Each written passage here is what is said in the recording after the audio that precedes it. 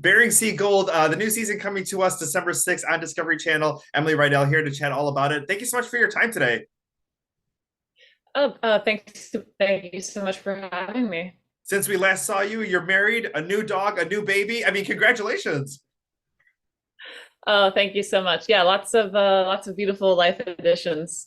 As far as maybe some of the new changes in your own personal life, how has that changed the goals that you set out in your work? I mean, it has and it hasn't. You know, the goals remain the same, which is to make as much gold as humanly possible.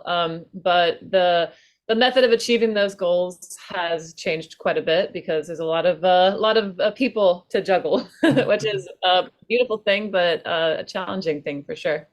You set some big goals for yourself this year. Talk a little bit about what we're going to see, going into this new season. Yeah, absolutely. Yeah, we have a pretty lofty gold quantity to achieve, and but we have the means to do it. You know, I've got a great boat and a great crew, lots of experienced divers, and you know, as always, we're on great ground. So I think it's very possible. And then I'm bringing up a good friend from Homer, my girlfriend Jane Kilcher, and it's gonna be it's awesome to have her. You know, this is all already passed, so I can say that with confidence. But it was amazing to have her up there. We all know her from Alaska, The Last Frontier. I mean, talk a little bit about having, that conversation of like, I need you to come with me. And, because there was a time when you were the newbie on the show. And now, you're bringing someone else here to know. Yeah, I don't envy Jane that experience of being the new person because it's very difficult to adjust. But you know, Jane is an incredibly versatile and adaptive person.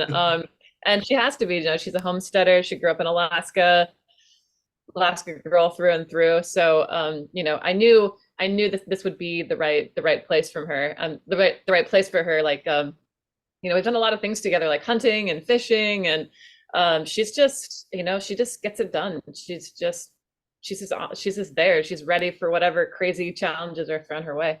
Well, we can't wait to see that as part of the new season. As far as some of the weather conditions go, because obviously, there's some times where you're setting out, you've got a spot, but Mother Nature's not, working with you at that time. Talk a little bit about, some of those conditions where you're like, we gotta stop, or this is fine, we can work through this. Yeah, I mean that's always a really difficult call to make as a miner because the weather in the Bering Sea is very volatile.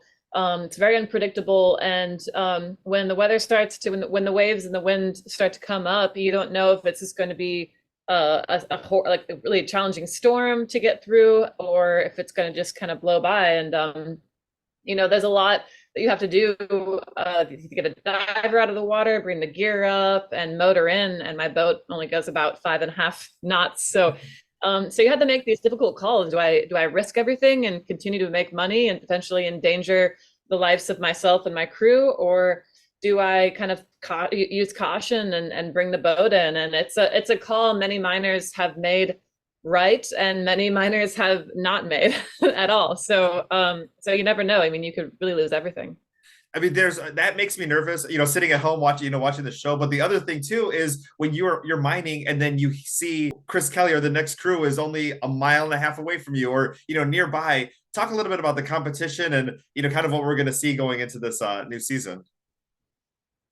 Yeah, absolutely. I mean, it's gotten highly competitive on the Bering Sea. All the easy gold has pretty much been sucked up, and the mineral it's scarce. It's a scarce resource up there, and it's been hit pretty hard. And so there's a lot of angst and competition, and emotions are clearly, as you can see, running high over who has access to the best resources. And the people who already know how to mine need to kind of defend their ground in many ways. They have to hold their ground against potential competitors.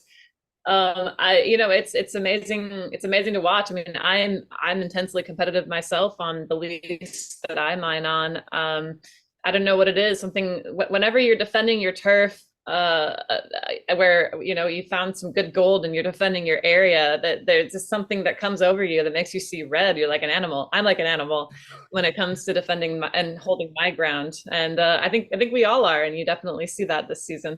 Wonderful. And then final thing here, I watched the video that you made on YouTube as far as life in Nome and how much things cost, versus like, maybe in the lower 48. But talk a little bit about maybe, how life is now, rising cost of everything in the world. It's very challenging. I mean, it's challenging for everyone globally right now. But in Nome in particular, gas is goodness gracious, what was it? $8, 8.50 a gallon this last summer, and diesel was even more. It's the cost of living. Ever since I made that video, the cost of living has just gone up, and it's difficult. A lot of your earnings, a lot of your gold is going just to fund your lifestyle and funding the boat and paying for gas and supplies. I mean, you have to, buy constant like tools and equipment and you generally like you need things in an emergency, so you have to rush it there. The cost it makes it difficult for sure.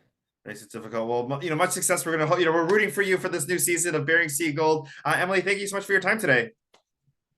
Oh, thank you so much for chatting with me. It was great. It was great. Catch the new season starting December 6th on Discovery Channel.